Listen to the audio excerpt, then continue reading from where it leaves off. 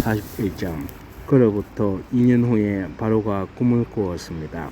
그가 나일 강가에 서 있었는데 아름답게 생긴 살찐 암소 7마리가 강에서 올라와 갈대 풀을 뜯어먹고 있었습니다.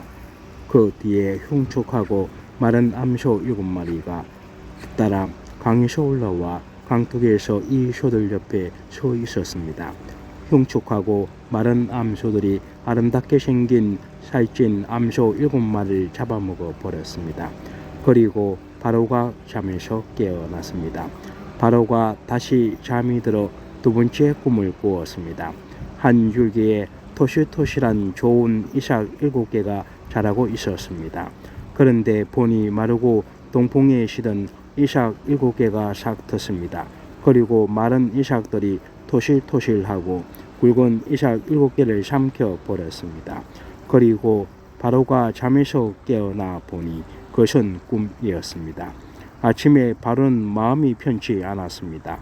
그가 사람을 보내 이집트의 모든 마술사들과 지혜자들을 불러들였습니다.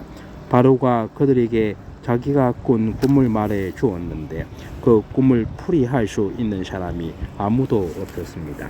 그때 술 맡은 가는장이 바로에게 말했습니다. 오늘에야 제가 그동안 잊고 있었던 제 잘못이 생각났습니다. 언젠가 바로께서 종들에게 화가 나셔서 저와 빵 굽는 가는장을 경호 대장의 집에 가두신 적이 있었습니다. 그때 저희가 같은 날 밤에 꿈을 꾸었는데 서로 다른 의미가 있는 꿈이었습니다. 그때 거기에 젊은 히브리 청년 하나가 저희와 함께 있었습니다. 그는 경호대장의 종이었습니다.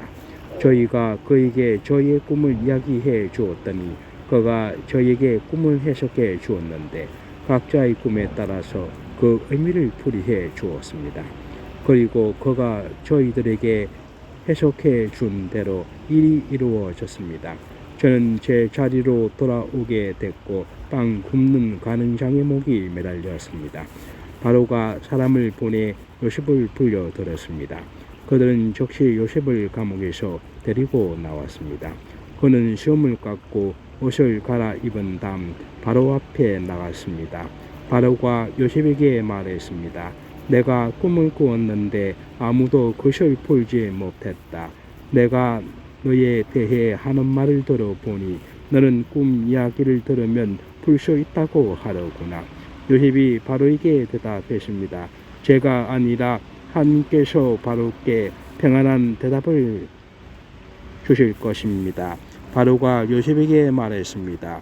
꿈속에서 보니 내가 나일 강 뚝에서 있었다.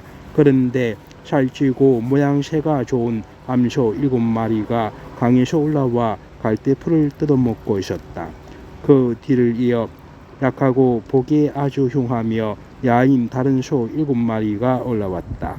나는 이집트 온 땅에서 그렇게 형편없는 소들을 본 적이 없다. 그런데 그 형편없고 마른 소들이 처음에 살찐 소 7마리를 잡아 먹는 것이다. 그것들은 먹고 나서도 굶은 것처럼 여전히 그 생김새가 형편없었다. 그리고 내가 잠에서 깨었다. 다시 내가 꿈에서 보니 굵고 좋은 알곡이 달린 7개의 이삭이 한 줄기에서 자라나고 있었다. 그 뒤를 이어 마르고 동풍에 실은 7개의 이삭이 싹텄다. 그러고 나서 그 마른 이삭들이 좋은 이삭 7을 삼켜버렸다. 내가 이것을 마술사들에게 말해주었지만 내게 그 꿈을 설명해 주는 사람이 없었다.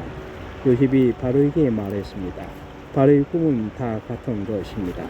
하나님께서 이제 하시고자 하는 일을 바로께 보여주신 것입니다. 7마리 좋은 소는 7년을 말하며 7개의 좋은 이삭도 7년을 말합니다. 이 꿈은 같은 것입니다. 나중에 나온 7마리의 마르고 형편없는 소들 역시 7년을 말하고 동풍에 마른 속이 빈 이삭 7도 흉년이 7년 동안 있을 것을 말합니다. 제가 바로께 말씀드린 것과 같이 이것은 하나님께서 이제 하시고자 하는 일을 바로께 보여주신 것입니다. 두고 보십시오. 이집트 온 땅에 7년 동안 큰 풍년이 있게 될 것입니다. 그 후에 7년의 흉년이 뒤따를 것입니다. 그러면 이집트의 모든 풍요로움이 잊혀지고 기근이 땅을 뒤덮을 것입니다. 뒤에 따라올 기근이 너무 심해 이 땅에 풍요로움이 있었는지 기억조차 못하게 될 것입니다. 이 꿈이 바로께 두 번이나 반복해 보인 것은 이 일을 하나님께서 결정하셨고 하나님께서 이 일을 서둘러 행하실 것이기 때문입니다. 이제 바로께서는 분별력과 지혜가 있는 사람을 찾아 이집트 땅 위에 세우십시오. 바로께서는 이렇게 행하십시오. 온 땅에 감독들을 임명하시고 7년의 풍년 동안 이집트에서 주산 곡식의 5분의 1을 거둬들이게 하십시오. 이제 다가올 풍년 동안에 이 식량들을 모아 들이시고 왕의 그날 날에 이 곡식들을 각 성읍들에 쌓아놓고 지키게 하십시오. 이 양식들은 이집트 땅에 일어날 7년 동안의 흉년에 대비한 식량이 될 것입니다. 그러면 이 땅이 흉년으로 망하는 일이 없을 것입니다. 이 제안이 바로와 그의 모든 신하들에게 좋게 여겨졌습니다. 바로가 자기 신하들에게 말했습니다. 우리가 이 사람처럼 하나님의 영이 있는 사람을 찾을 수가 있겠느냐? 바로가 요셉에게 말했습니다. 하나님께서 내게 이 모든 것을 알려주셨으니 이만큼 분별력과 지혜가 있는 사람이 없을 것이다. 너는 내 집을 다스리도록 하여라. 내 모든 백성이 내 명령에 순종할 것이다. 내가 너보다 높은 것은 이 왕의 자리뿐이다. 바로가 요셉에게 말했습니다. 보아라, 내가 지금 너를 이집트 온 땅 위에 세우노라.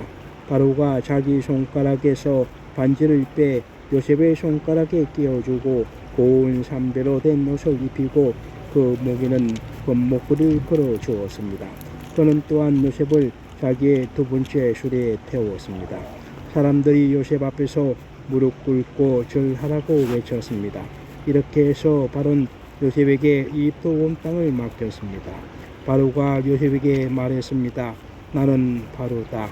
내 말이 떨어지기 전에는 이집트 온 땅에서 자기 손이나 발을 움직일 사람이 없을 것이다.